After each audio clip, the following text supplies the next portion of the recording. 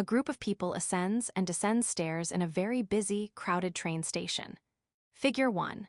One every day, 7.5 million people use the railways around Mumbai, India. The vast majority of them don't know each other, but they share much in common as they move together. Credit, Rajarshi Mitra/Flickr. Chapter outline. 1.1 What is sociology? 1.2 The history of sociology. 1. 3 theoretical perspectives in sociology. 1.4 Why study sociology? A busy commuter train station might seem like a very individualized place. Tens of thousands or hundreds of thousands of strangers flow through with a singular purpose: to get where they need to go. Whether walking through main doors at a pace of a dozen people each second, or arriving by train hundreds at a time, the station can feel a bit like a balloon being pumped too full. Throngs of people cluster in tight bottlenecks until they burst through corridors and stairways and tunnels to reach the next stage of their journey. In some stations, walking against the crowd can be a tedious, nearly impossible process, and cutting across a river of determined commuters can be almost dangerous. Things are fast, relentless, and necessary, but are those 100,000 or 500,000, or, in the case of Tokyo's Shinjuku Station, 3.5 million people really acting individually? It may seem surprising, but even with those numbers, strangers from across cities can sync up on the same schedules, use the same doors, take one leg of the trip together every day before separating into different directions. After just a few months, faces can become familiar, and senses can be tuned. An experienced commuter can tell where another person is going according to their pace and whatever announcement just went out. They may slow up a bit to let the other person pass, or hold a door open just a bit longer than usual, certain that someone will grab the handle behind them. Many regulars don't need to check the schedule board.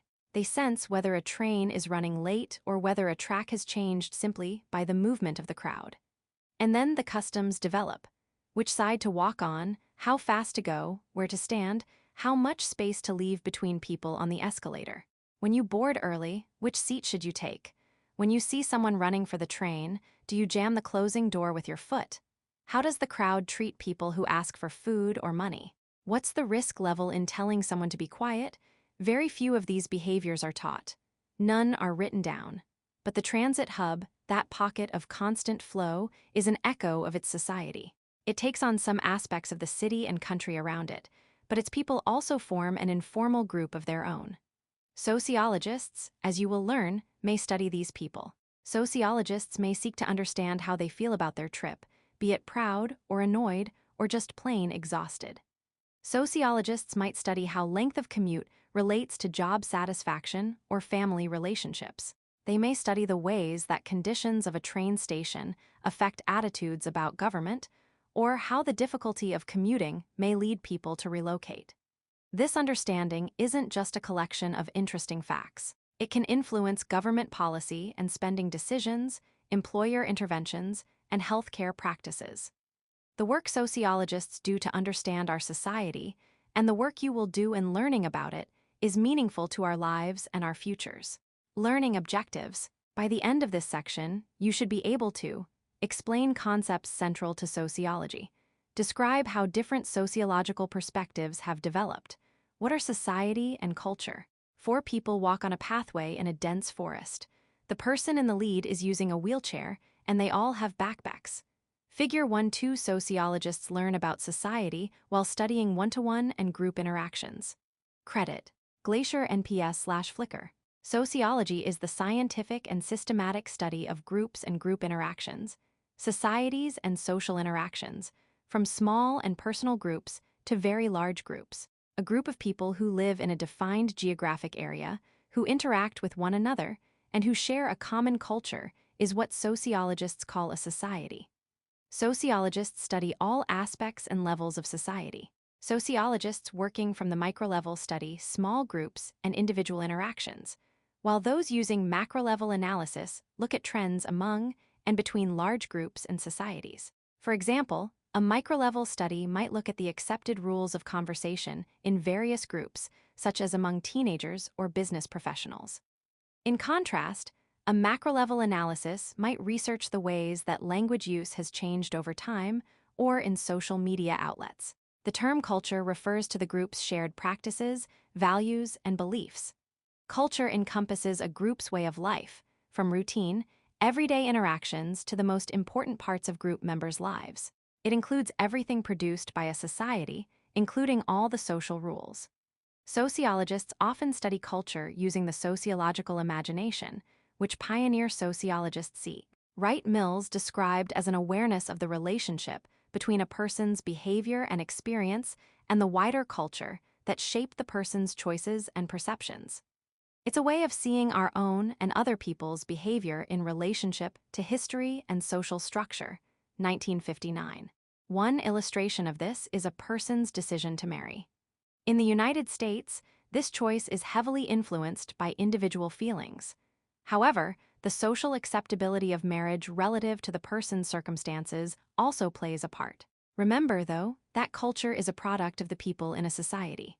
Sociologists take care not to treat the concept of culture as though it were alive and real. The error of treating an abstract concept as though it has a real material existence is known as reification. Son, 2013. Studying Patterns: How Sociologists View Society. All sociologists are interested in the experiences of individuals and how those experiences are shaped by interactions with social groups and society. To a sociologist, the personal decisions an individual makes do not exist in a vacuum. Cultural patterns, social forces, and influences put pressure on people to select one choice over another.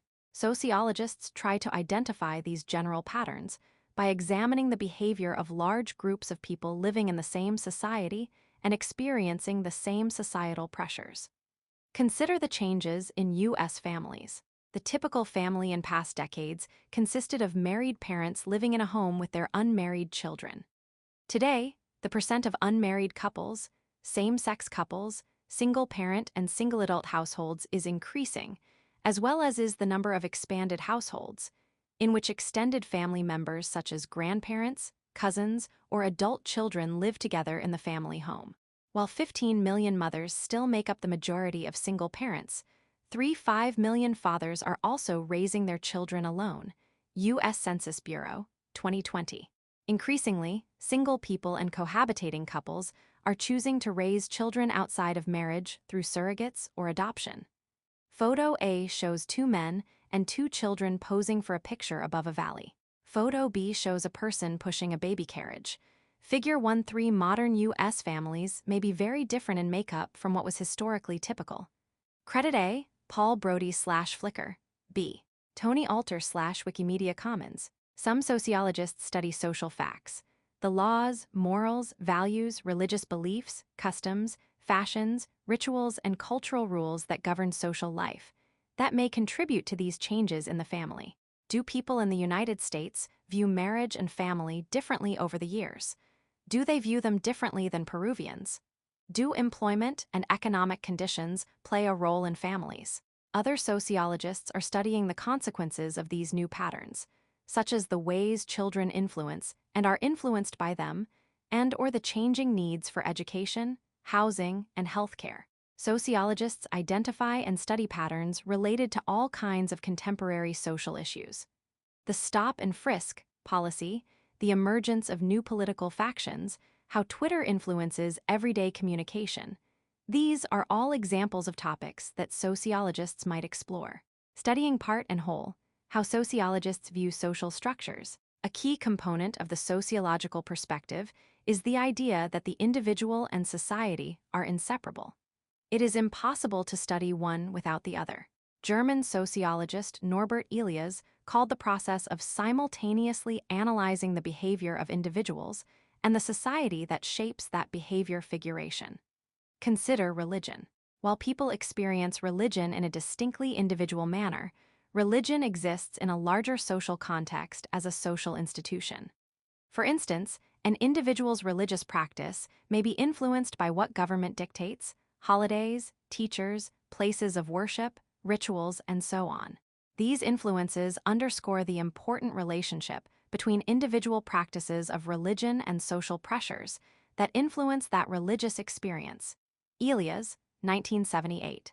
In simpler terms, Figuration means that as one analyzes the social institutions in a society, the individuals using that institution in any fashion need to be figured into the analysis. Sociology in the real world. Individual society connections. When sociologist Nathan Kearns spoke to his friend Ashley, a pseudonym, about the move she and her partner had made from an urban center to a small Midwestern town, he was curious about how the social pressures placed on a lesbian couple differed from one community to the other. Ashley said that in the city they had been accustomed to getting looks and hearing comments when she and her partner walked hand in hand. Otherwise, she felt that they were at least being tolerated. There had been little to no outright discrimination. Things changed when they moved to the small town for her partner's job. For the first time, Ashley found herself experiencing direct discrimination because of her sexual orientation. Some of it was particularly hurtful. Landlords would not rent to them. Ashley, who is a highly trained professional, had a great deal of difficulty finding a new job. When Nathan asked Ashley if she and her partner became discouraged or bitter about this new situation, Ashley said that rather than letting it get to them, they decided to do something about it. Ashley approached groups at a local college and several churches in the area. Together, they decided to form the town's first gay-straight alliance. The alliance has worked successfully to educate their community about same-sex couples. It also worked to raise awareness about the kinds of discrimination that Ashley and her partner experienced in the town and how those could be eliminated. The alliance has become a strong advocacy group, and it is working to attain equal rights for lesbian, gay, bisexual, and transgender, or LGBTQ individuals. Kearns observed that this is an excellent example of how negative social forces can result in a positive response from individuals to bring about social change. Kearns, 2011. Learning objectives. By the end of this section, you should be able to explain why sociology emerged when it did. Describe how sociology became a separate academic discipline. Portraits or artwork showing prominent figures in sociology or related disciplines. They include Plato and Aristotle, Confucius, Calderon, Voltaire, and Mary Wollstonecraft. Figure 1. 4 people have been thinking like sociologists long before sociology became a distinct academic discipline. Plato and Aristotle, Confucius, Calderon, Voltaire, and Mary Wollstonecraft set the stage for modern sociology. Credit A, B, C, and E Wikimedia Commons, D, public domain files. Com. For millennia, people have been fascinated by the relationships between individuals and societies.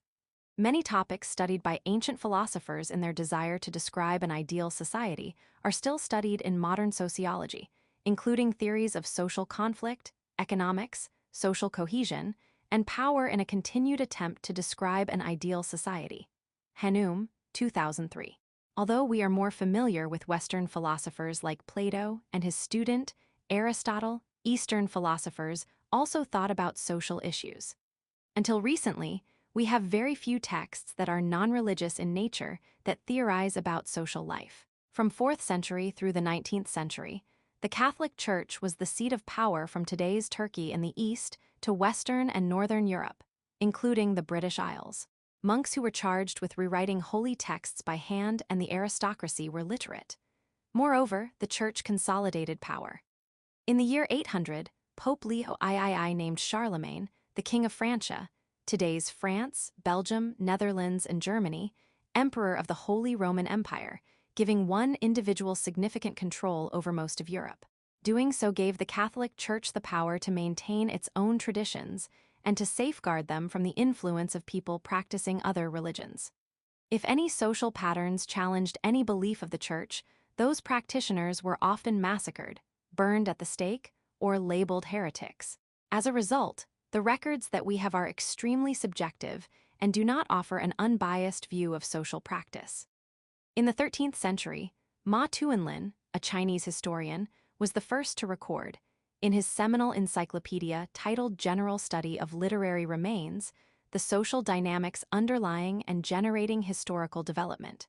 In the 14th century, the Tunisian historian Ibn Khaldun, 1332–1406, set the foundation for both modern sociology and economics. Khaldun proposed a theory of social conflict and provided a comparison of nomadic and sedentary life, an analysis of political economy, and a study connecting a tribe's social cohesion to its capacity for power. Henum, 2003. Kaldan often challenged authorities. As sociologists continue to study and report on social issues and problems, they often find themselves in the center of controversy.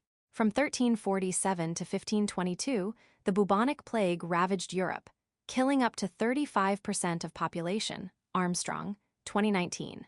The plague dealt a major blow to the credibility of the Catholic Church. Out of this chaos emerged the work of Copernicus, Galileo, Leonardo, Newton, Linnaeus, and other philosophers whose work sometimes contradicted church teachings. Events once held to be the product of the divine hand could be analyzed by human reason and observation, and could be explained by scientific, testable, and retestable hypotheses. As literacy spread through conquests and colonization, more records and literature became available for sociologists and historians to put social puzzles together. In the 18th century, Enlightenment philosophers developed general principles that could be used to explain social life. Thinkers such as John Locke, François-Marie Arouet, Voltaire, Immanuel Kant, and Thomas Hobbes responded to what they saw as social ills by writing on topics that they hoped would lead to social reform.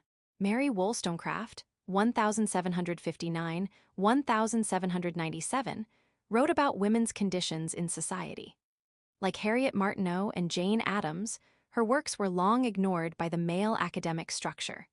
But since the 1970s, Wollstonecraft has been widely considered the first feminist thinker of consequence. Ideas about economic systems, the family, health and hygiene, national offense and defense were among the many concerns of social life. The early 19th century saw great changes with the Industrial Revolution, increased mobility, and new kinds of employment. It was also a period of increased trade, travel, and globalization that exposed many people, for the first time, to societies and cultures other than their own. Millions of people moved into cities, and many people turned away from their traditional religious beliefs. Ideas spread rapidly, groups were created, political decisions became public decisions. Among a new generation of philosophers, there were some who believed they could make sense of it all. Creating a discipline. European theorists. Portraits show Auguste Comte, Harriet Martineau, Herbert Spencer, Georg Simmel, Emile Durkheim, and Max Weber. Figure 1-5 early major European theorists. Top row, left to right. Auguste Comte, Harriet Martineau, and Herbert Spencer. Bottom row, left to right, Georg Simmel, Emile Durkheim, and Max Weber. Credit, Wikimedia Commons, Julius Cornelius Scharwechter / public domain. Auguste Comte, 1798-1857. The term sociology was first coined in 1780 by the French essayist Emmanuel Joseph Sieyès, 1740-1836, in an unpublished manuscript, Fauré et al., 1999. In 1838, the term was reintroduced by Auguste Comte, 1790-1857. Comte originally studied to be an engineer, but later became a pupil of social philosopher Claude-Henri de Rouvray-Comte de Saint-Simon, 1760-1825. They both thought that social scientists could study society using the same scientific methods utilized in natural sciences. Comte also believed in the potential of social scientists to work toward the betterment of society. He held that once scholars identified the laws that governed society, sociologists could address problems such as poor education and poverty. Abercrombie et al. 2000. Comte named the scientific study of social patterns positivism. He described his philosophy in a series of books called The Course in Positive Philosophy, 1830-1842, and A General View of Positivism, 1848. He believed that revealing the laws by which societies and individuals interact would usher in a new, positivist age of history. While the field and its terminology have grown, sociologists still believe in the positive impact of their work. Harriet Martineau, 1802-1876. Harriet Martineau introduced sociology to English-speaking scholars through her translation of Comte's Writing from French to English. She was an early analyst of social practices, including economics, social class, religion, suicide, government, and women's rights. Her career began with illustrations of political economy, a work educating ordinary people about the principles of economics, Johnson, 2003. She later developed the first systematic methodological international comparisons of social institutions in two of her most famous sociological works, Society in America, 1837, and Retrospect of Western Travel, 1838. Martineau found the workings of capitalism at odds with the professed moral principles of people in the United States. She pointed out the faults with the free enterprise system, in which workers were exploited and impoverished while business owners became wealthy. She further noted that the belief that all are created equal was inconsistent with the lack of women's rights. Much like Mary Wollstonecraft, Martineau was often discounted in her own time because academic sociology was a male-dominated profession. Karl Marx, 1818–1883. Karl Marx was a German philosopher and economist. In 1848, he and Friedrich Engels, 1820–1895, co-authored the Communist Manifesto. This book is one of the most influential political manuscripts in history. It also presents Marx's theory of society, which differed from what Kant proposed. Marx rejected Kant's positivism. He believed that societies grew and changed as a result of the struggles of different social classes over the means of production.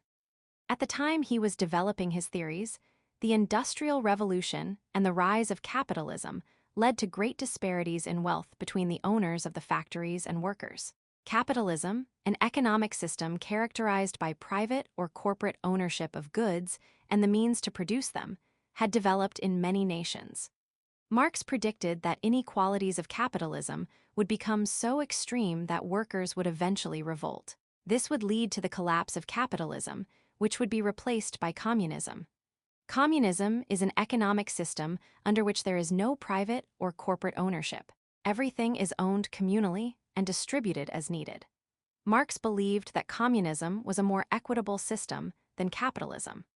While his economic predictions did not materialize in the time frame he predicted, Marx's idea that social conflict leads to change in society is still one of the major theories used in modern sociology. Herbert Spencer, 1820–1903. In 1873, the English philosopher Herbert Spencer published the study of sociology, the first book with the term sociology in the title. Spencer rejected much of Kant's philosophy as well as Marx's theory of class struggle and his support of communism.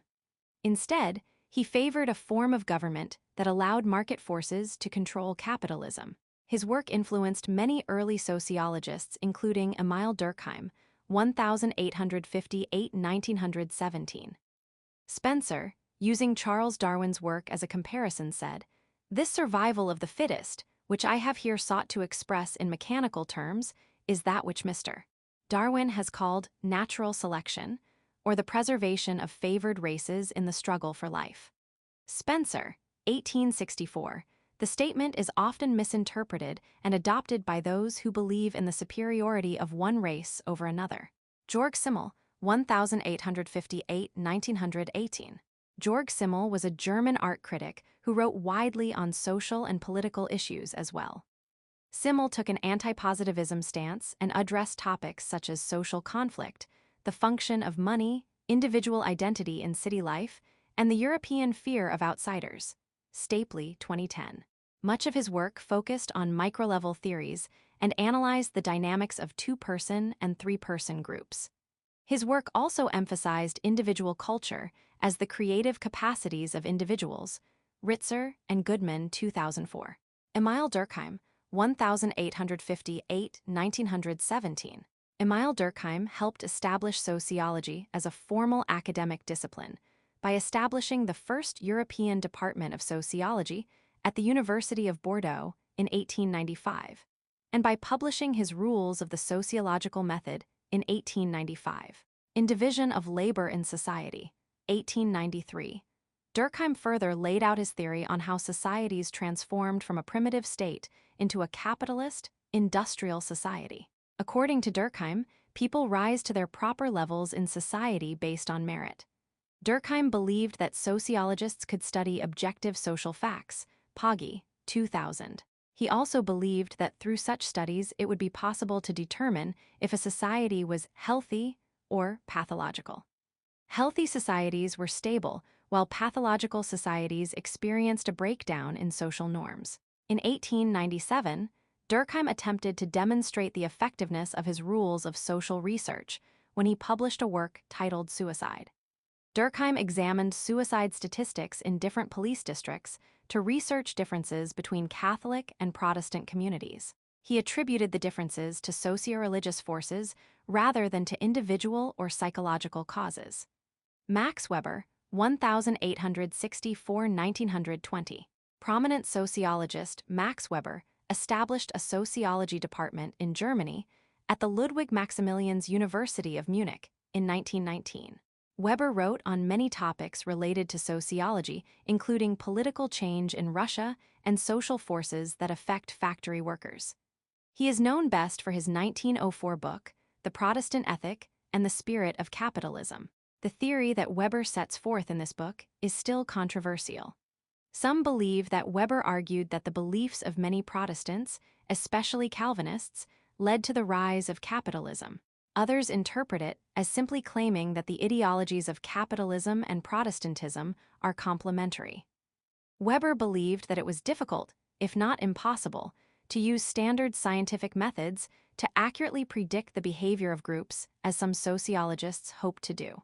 Weber argued that the influence of culture on human behavior had to be taken into account.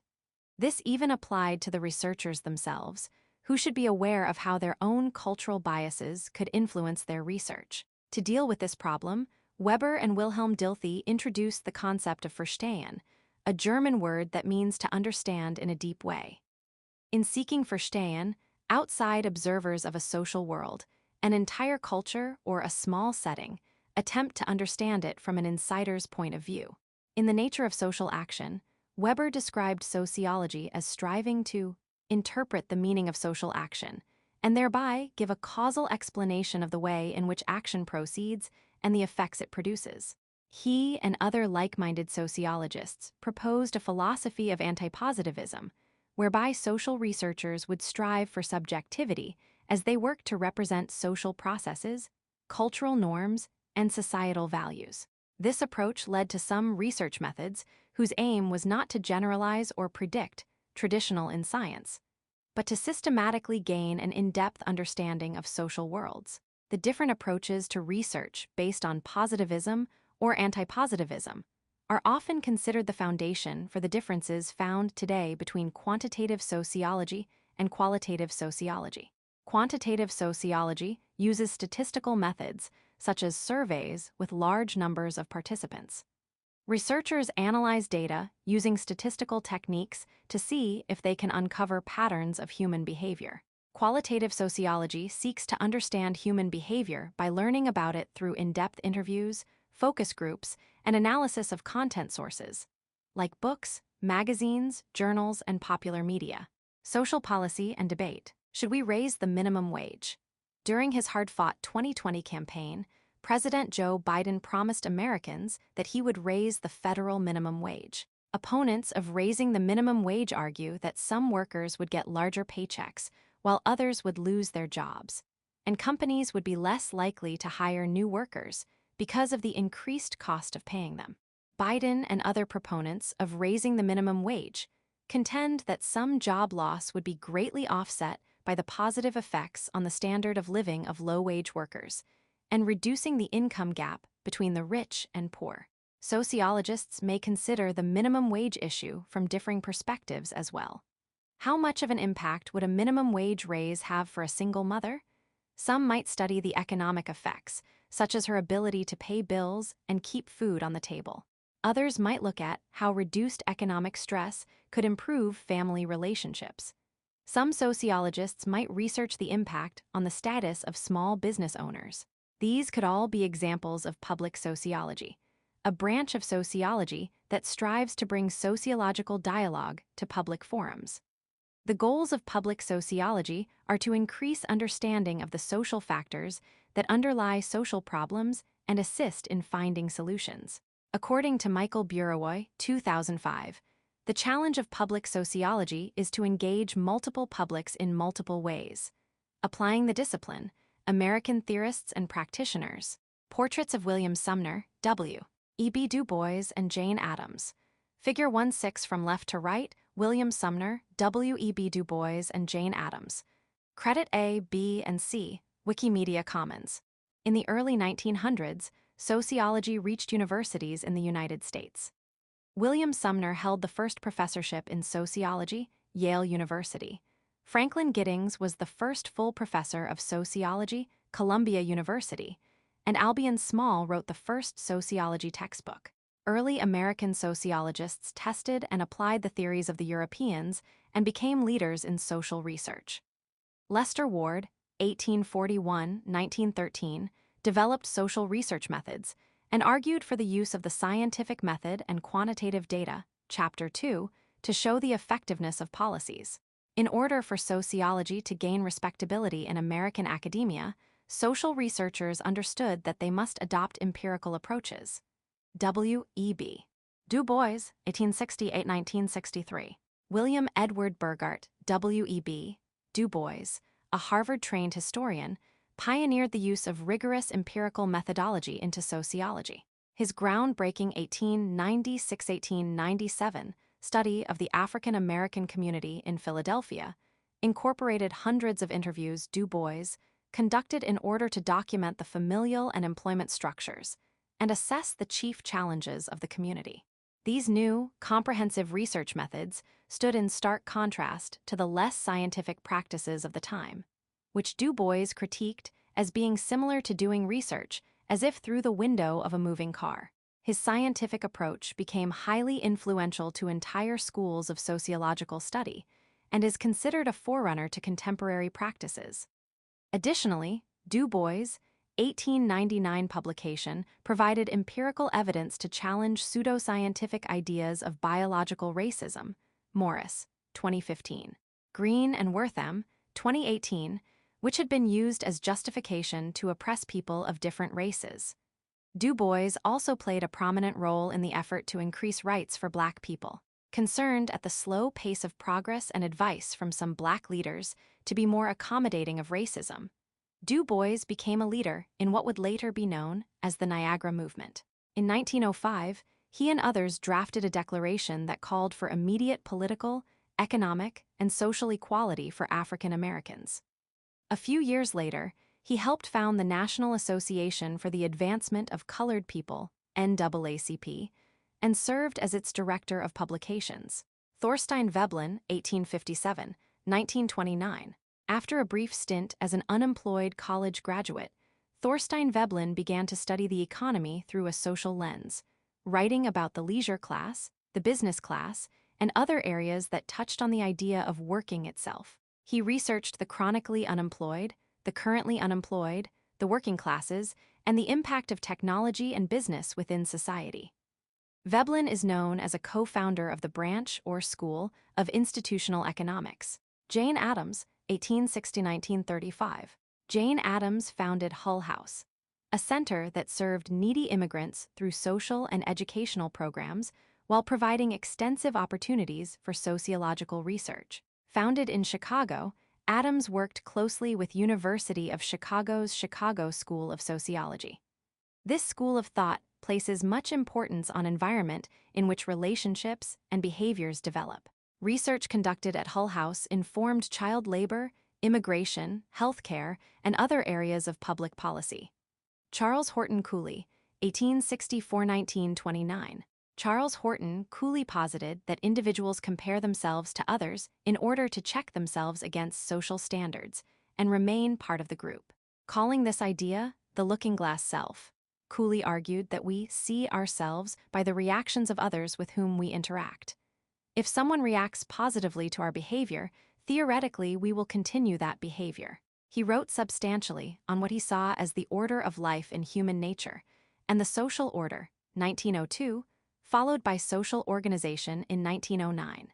He was very concerned with the increasing individualism and competitiveness of U.S. society, fearing it would disrupt families as primary groups lost their importance. George Herbert Mead, 1863–1931. George Herbert Mead was a philosopher and sociologist whose work focused on the ways in which the mind and the self were developed as a result of social processes. Cronk, N. D. He argued that how an individual comes to view himself or herself is based to a very large extent on interactions with others. Though Mead adopted Cooley's concept of looking glasses, Mead felt that an individual's reaction to a positive or negative reflection depended on who the other was. Individuals that had the greatest impact on a person's life were significant others, while generalized others were the organized and generalized attitude of a social group. Mead often shares the title of father of symbolic interactionism with Cooley and Irving Goffman. Robert E. Park, 1864–1944. Robert E. Park is best known as the founder of social ecology. Attached to the Chicago School, Park focused on how individuals lived within their environment. One of the first sociologists to focus on ethnic minorities, he wrote on the Belgian oppression of the Congolese. When he returned to the U.S., he and Ernest Burgess researched the inner city to show that no matter who lived there, social chaos was prevalent. As such, it was not the residents who caused the chaos but the environment. Learning objectives. By the end of this section, you should be able to describe the ways that sociological theories are used to explain social institutions. Differentiate between functionalism, conflict theory, and symbolic interactionism. A person stands at a protest holding a large sign. The sign reads jobs, education, healthcare. Figure 1-7 sociologists develop theories to explain social occurrences such as protest rallies. Credit: David Shankbone/Flicker. Sociologists study social events, interactions, and patterns, and they develop theories to explain why things work as they do. In sociology, a theory is a way to explain different aspects of social interactions and to create a testable proposition, called a hypothesis, about society. Allen, 2006. For example, although suicide is generally considered an individual phenomenon, Emile Durkheim was interested in studying the social factors that affect it. He studied social solidarity, social ties within a group, and hypothesized that differences in suicide rates might be explained by religious differences.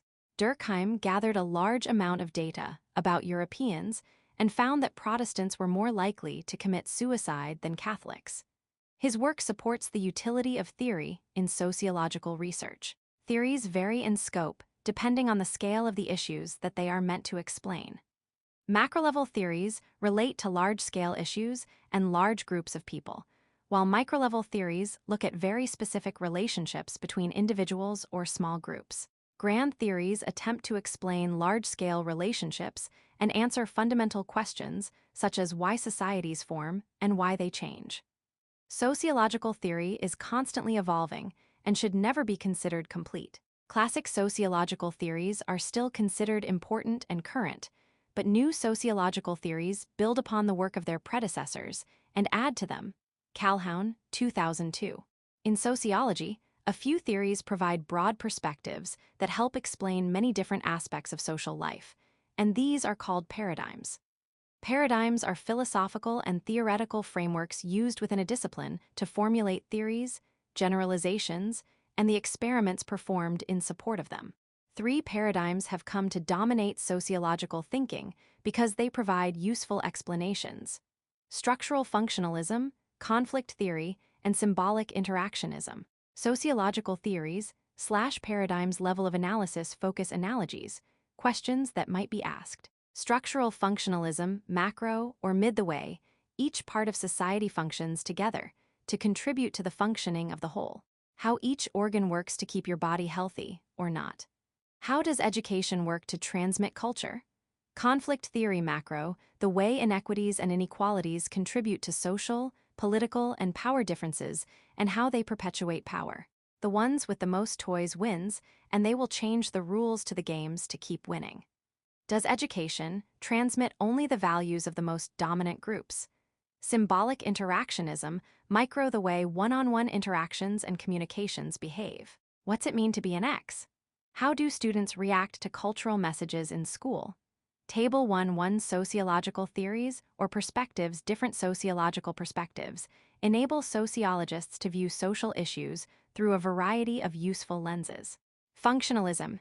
Functionalism, also called structural functional theory, sees society as a structure with interrelated parts designed to meet the biological and social needs of the individuals in that society.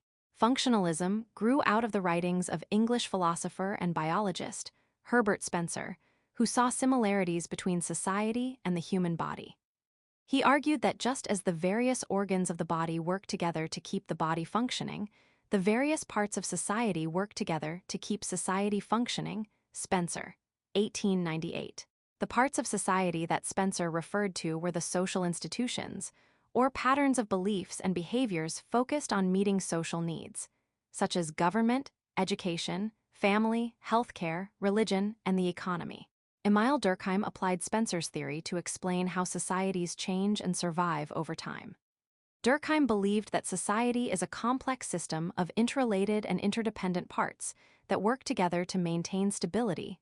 Durkheim, 1893, and that society is held together by shared values, languages, and symbols. He believed that to study society, a sociologist must look beyond individuals to social facts such as laws, morals, values, religious beliefs, customs, fashion, and rituals, which all serve to govern social life. Durkheim, 1895. Alfred Radcliffe Brown, 1880–1955. A social anthropologist, defined the function of any recurrent activity as the part it played in social life as a whole, and therefore the contribution it makes to social stability and continuity. Radcliffe Brown, 1952. In a healthy society, all parts work together to maintain stability, a state called dynamic equilibrium by later sociologists such as Parsons, 1961. Durkheim believed that individuals may make up society, but in order to study society, sociologists have to look beyond individuals to social facts. Each of these social facts serves one or more functions within a society. For example, one function of a society's laws may be to protect society from violence, while another is to punish criminal behavior, while another is to preserve public health. Another noted structural functionalist, Robert Merton, 1910–2003, pointed out that social processes often have many functions. Manifest functions are the consequences of a social process that are sought or anticipated, while latent functions are the unsought consequences of a social process. A manifest function of a college education, for example, includes gaining knowledge, preparing for a career, and finding a good job that utilizes that education. Latent functions of your college years include meeting new people, participating in extracurricular activities, or even finding a spouse or partner. Another latent function of education is creating a hierarchy of employment based on the level of education attained. Latent functions can be beneficial, neutral, or harmful. Social processes that have undesirable consequences for the operation of society are called dysfunctions. In education, examples of dysfunction include getting bad grades, truancy, dropping out, not graduating, and not finding suitable employment. Criticism. One criticism of the structural functional theory is that it can't adequately explain social change even though the functions are processes. Also problematic is the somewhat circular nature of this theory. Repetitive behavior patterns are assumed to have a function, yet we profess to know that they have a function only because they are repeated. Furthermore, dysfunctions may continue, even though they don't serve a function, which seemingly contradicts the basic premise of the theory. Many sociologists now believe that functionalism is no longer useful as a macro-level theory, but that it does serve a useful purpose in some mid-level analyses. Big picture, a global culture, a person sits at a table with a computer. The computer screen shows a gallery view of an online meeting including many people. Figure 1. 8. Some sociologists see the online world contributing to the creation of an emerging global culture. Are you a part of any global communities? This Indiana rabbi is participating in what was recognized as the longest Zoom meeting, which started in Australia after the Sabbath and proceeded through each of the world's time zones, effectively lasting much longer than a day. Credit Chabad Lubavitch /Flickr. Sociologists around the world look closely for signs of what would be an unprecedented event: the emergence of a global culture. In the past, empires such as those that existed in China, Europe, Africa, and Central and South America linked people from many different countries. But those people rarely became part of a common culture. They lived too far from each other, spoke different languages, practiced different religions, and traded few goods. Today, increases in communication, travel, and trade have made the world a much smaller place. More and more people are able to communicate with each other instantly, wherever they are located, by telephone, video, and text. They share movies, television shows, music, games, and information over the internet. Students can study with teachers and pupils from the other side of the globe. Governments find it harder to hide conditions inside their countries from the rest of the world. Sociologists research many different aspects of this potential global culture. Some explore the dynamics involved in the social interactions of global online communities, such as when members feel a closer kinship to other group members than to people residing in their own countries. Other sociologists study the impact this growing international culture has on smaller, less powerful local cultures. Yet other researchers explore how international markets and the outsourcing of labor impact social inequalities. Sociology can play a key role in people's abilities to understand the nature of this emerging global culture and how to respond to it. Conflict theory. Conflict theory looks at society as a competition for limited resources. This perspective is a macro-level approach most identified with the writings of German philosopher and economist Karl Marx, who saw society as being made up of individuals in different social classes who must compete for social, material, and political resources such as food and housing, employment, education, and leisure time. Social institutions like government, education, and religion reflect this competition in their inherent inequalities and help maintain the unequal social structure. Some individuals and organizations are able to obtain and keep more resources than others, and these winners use their power and influence to maintain social institutions. The perpetuation of power results in the perpetuation of oppression. Several theorists suggested variations on this basic theme, like Polish-Austrian sociologist Ludwig Gumplowicz, 1838–1909, who expanded on Marx's ideas by arguing that war and conquest are the bases of civilizations. He believed that cultural and ethnic conflicts led to states being identified and defined by a dominant group that had power over other groups. Irving, 2007.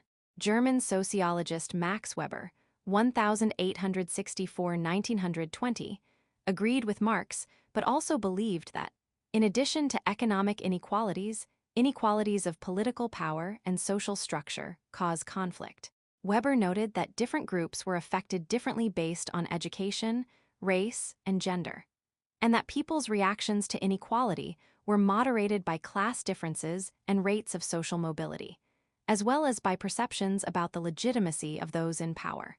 A reader of Marx, Georg Simmel believed that conflict can help integrate and stabilize a society.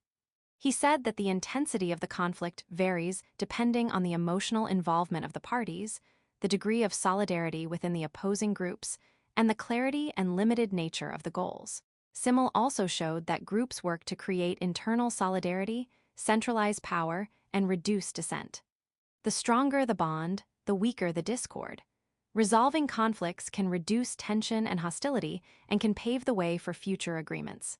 In the 1930s and 1940s, German philosophers, known as the Frankfurt School, developed critical theory as an elaboration on Marxist principles. Critical theory is an expansion of conflict theory and is broader than just sociology, incorporating other social sciences and philosophy. A critical theory is a holistic theory and attempts to address structural issues causing inequality. It must explain what's wrong in current social reality, identify the people who can make changes, and provide practical goals for social transformation. Horkheimer, 1982. More recently, inequality based on gender or race has been explained in a similar manner and has identified institutionalized power structures that help to maintain inequality between groups. Janet Saltzman Chaffetz, 1941–2006, presented a model of feminist theory that attempts to explain the forces that maintain gender inequality, as well as a theory of how such a system can be changed. Turner, 2003. Similarly, critical race theory grew out of a critical analysis of race and racism from a legal point of view. Critical race theory looks at structural inequality based on white privilege and associated wealth, power, and prestige. Sociology in the real world. Farming and locavores. How sociological perspectives might view food consumption. The consumption of food is a commonplace, daily occurrence, yet it can also be associated with important moments in our lives. Eating can be an individual or a group action, and eating habits and customs are influenced by our cultures. In the context of society, our nation's food system is at the core of numerous social movements, political issues, and economic debates. Any of these factors might become a topic of sociological study. A structural functional approach to the topic of food consumption might analyze the role of the agriculture industry within the nation's economy, and how this has changed from the early days of manual labor farming to modern mechanized production. Another might study the different functions of processes in food production, from farming and harvesting to flashy packaging and mass consumerism. A conflict theorist might be interested in the power differentials present in the regulation of food, by exploring where people's right to information intersects with corporations, drive for profit, and how the government mediates those interests. Or a conflict theorist might examine the power and powerlessness experienced by local farmers versus large farming conglomerates, such as the documentary Food Inc., which depicts as resulting from Monsanto's patenting of seed technology. Another topic of study might be how nutrition varies between different social classes. A sociologist viewing food consumption through a symbolic interactionist lens would be more interested in micro-level topics, such as the symbolic use of food in religious rituals or the role it plays in the social interaction of a family dinner. This perspective might also explore the interactions among group members who identify themselves based on their sharing a particular diet, such as vegetarians, people who don't eat meat, or locavores, people who strive to eat locally produced food. Criticism. Just as structural functionalism was criticized for focusing too much on the stability of societies, conflict theory has been criticized because it tends to focus on conflict to the exclusion of recognizing stability. Many social structures are extremely stable or have gradually progressed over time rather than changing abruptly as conflict theory would suggest. Symbolic interactionist theory. Symbolic interactionism is a micro-level theory that focuses on the relationships among individuals within a society. Communication, the exchange of meaning through language and symbols, is believed to be the way in which people make sense of their social worlds. Theorists Herman and Reynolds, 1994, note that this perspective sees people as being active in shaping the social world rather than simply being acted upon. George Herbert Mead is considered a founder of symbolic interactionism, though he never published his work on it. La Rosa and Races, 1993. Mead's student, Herbert Bloomer, 1987, coined the term symbolic interactionism and outlined these basic premises. Humans interact with things based on meanings ascribed to those things. The ascribed meaning of things comes from our interactions with others and society. The meanings of things are interpreted by a person when dealing with things in specific circumstances. Bloomer, 1969. If you love books, for example, a symbolic interactionist might propose that you learned that books are good or important in the interactions you had with family, friends, school, or church. Maybe your family had a special reading time each week.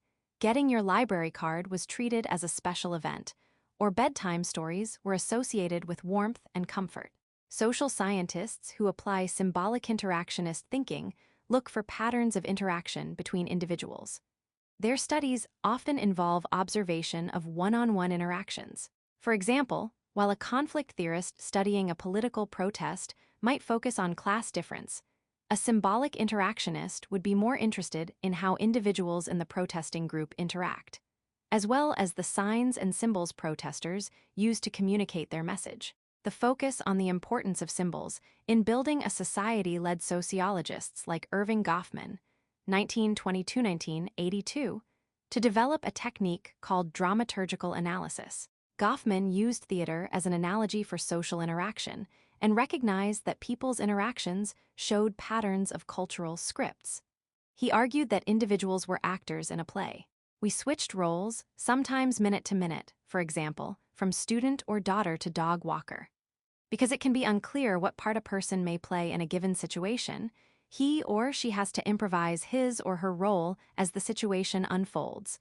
Goffman, 1958. Studies that use the symbolic interactionist perspective are more likely to use qualitative research methods, such as in-depth interviews or participant observation, because they seek to understand the symbolic worlds in which research subjects live. Constructivism is an extension of symbolic interaction theory, which proposes that reality is what humans cognitively construct it to be. We develop social constructs based on interactions with others, and those constructs that last over time are those that have meanings which are widely agreed upon or generally accepted by most within the society. This approach is often used to examine what's defined as deviant within a society.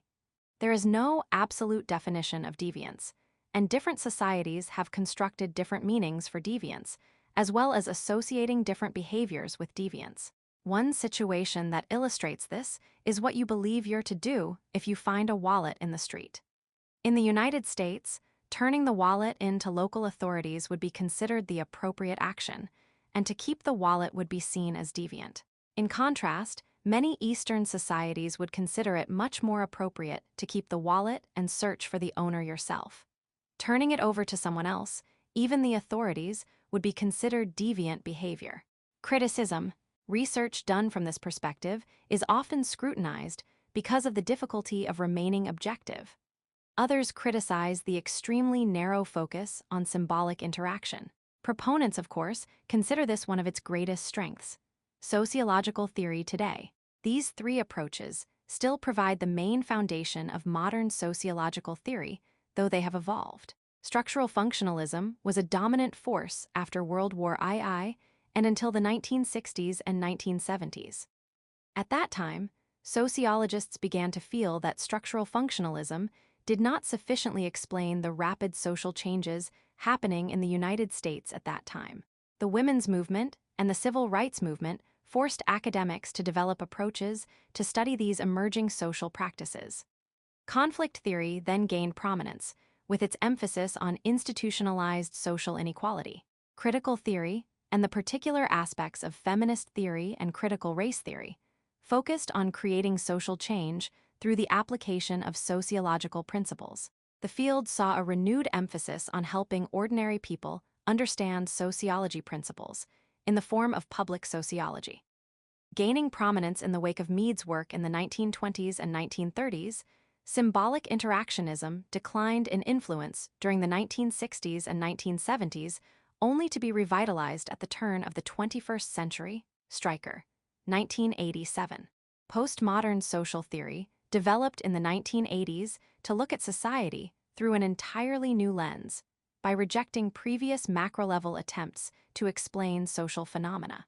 Its growth in popularity coincides with the rise of constructivist views of symbolic interactionism. Learning objectives. By the end of this section, you should be able to explain why it is worthwhile to study sociology. Identify ways sociology is applied in the real world. A photograph of Mamie and Kenneth Clark next to each other. Figure 1.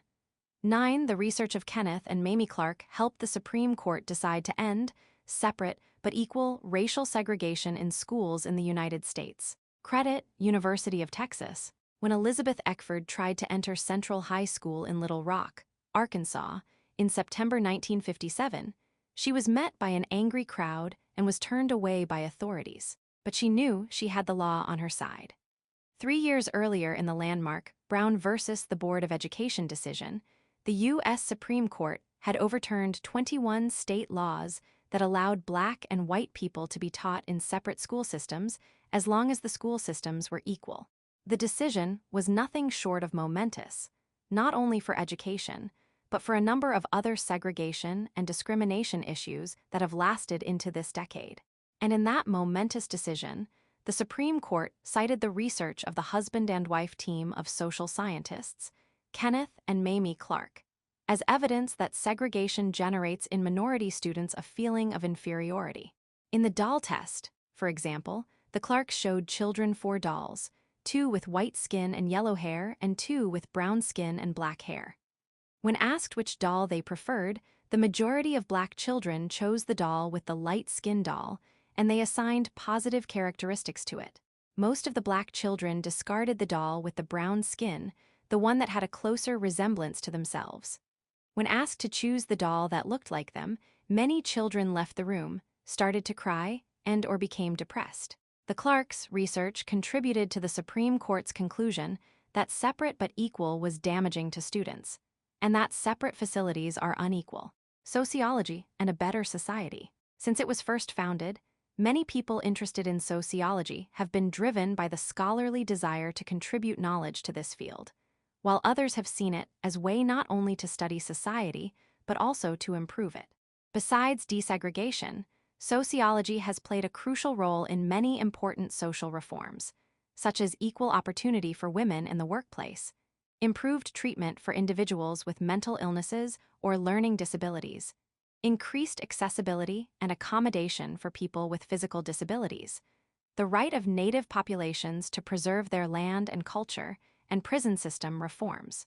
The predominant American sociologist, the late Peter L. Berger, 1929-2017, in his 1963 book, Invitation to Sociology, A Humanistic Perspective, describes a sociologist as someone concerned with understanding society in a disciplined way. He asserts that sociologists have a natural interest in the monumental moments of people's lives, as well as a fascination with banal, everyday occurrences. Berger also describes the aha moment when a sociological theory becomes applicable and understood. Here is a deceptive simplicity and obviousness about some sociological investigations. One reads them, nods at the familiar scene, remarks that one has heard all this before, and don't people have better things to do than to waste their time on truisms? Until one is suddenly brought up against an insight that radically questions everything one had previously assumed about this familiar scene. This is the point at which one begins to sense the excitement of sociology. Berger, 1963. Sociology can be exciting because it teaches people ways to recognize how they fit into the world and how others perceive them. Looking at themselves and society from a sociological perspective helps people see where they connect to different groups based on the many different ways they classify themselves and how society classifies them in turn. It raises awareness of how those classifications, such as economic and status levels, education, ethnicity, or sexual orientation, affect perceptions. Sociology teaches people not to accept easy explanations. It teaches them a way to organize their thinking so that they can ask better questions and formulate better answers. It makes people more aware that there are many different kinds of people in the world who do not necessarily think the way they do. It increases their willingness and ability to try to see the world from other people's perspectives. This prepares them to live and work in an increasingly diverse and integrated world. Sociology in the workplace. Employers continue to seek people with what are called transferable skills. This means that they want to hire people whose knowledge and education can be applied in a variety of settings and whose skills will contribute to various tasks. Studying sociology can provide people with this wide knowledge and a skill set that can contribute to many workplaces, including an understanding of social systems and large bureaucracies, the ability to devise and carry out research projects to assess whether a program or policy is working, the ability to collect, read, and analyze statistical information from polls or surveys, the ability to recognize important differences in people's social, cultural, and economic backgrounds, skills in preparing reports and communicating complex ideas, and the capacity for critical thinking about social issues and problems that confront modern society. Department of Sociology, University of Alabama Huntsville. Sociology prepares people for a wide variety of careers. Besides actually conducting social research or training others in the field, people who graduate from college with a degree in sociology are hired by government agencies and corporations in fields such as social services, counseling, e.g., family planning, career, substance abuse, community planning, health services, marketing, market research, and human resources. Even a small amount of training in sociology can be an asset in careers like sales, public relations, journalism, teaching, law, and criminal justice. Sociology in the real world. Social networking consequences. You've probably heard a cautionary story that goes something like this. A high school student spent years working hard, engaging in their community, helping others, and generally growing into a positive and promising young adult. During senior year, they start the college application process, and after a couple of interviews and other interactions, things are looking bright at several of their top choices. But when the time arrives for those fateful notifications about acceptance or rejection, the student and their family are shocked to get rejected from all schools but one. Inquiries from family members and guidance counselors had no results. The only news came in the form of a letter 3 weeks later from the one school that had accepted the student. After an initial investigation, the university has determined that several posts attributed to you violate our policies and are offensive and troubling. The letter's remaining 2 pages detailed the ongoing investigation and outlined the potential outcomes. But that one statement said it all. The student had posted something offensive on social media, and their prospective colleges had found it. 2 years earlier, at the beginning of sophomore year, the student had posted 2 comments and a meme that mocked a classmate who had been assaulted at a party. Even thought the student had removed them within a few days. The posts lived on in other forums and on a few friends' pages. There was also the possibility that someone had screen grabbed them. While social media posts are protected forms of speech in relation to the government, colleges can review them as they evaluate applicants. Employers can do the same, as can romantic partners or even volunteer organizations. You may believe that a 15-year-old's social media comments should not impact them years later. Or you may feel that someone who jokes about assault may be a risk to commit a similar act or fail to stop or report one. Sociologists may consider all of those assumptions and may seek answers or information through research to uncover the impacts, risks, tendencies, and outcomes on the different groups involved. For example, a sociologist might work to discover answers to the following questions. Is abusive speech or assault less likely to occur at colleges that screen applicants, social media posts? Do sensitivity trainings or cultural competency programs have an effect on online speech? Do colleges treat all community members equally when they discover someone has posted offensive comments or other content?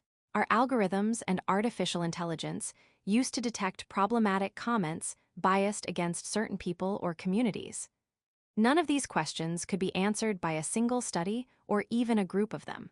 But like the Supreme Court's use of Mamie and Kenneth Clark's research, college administrators, high school counselors, and technology companies can use the outcomes of research and analysis to make decisions or implement programs.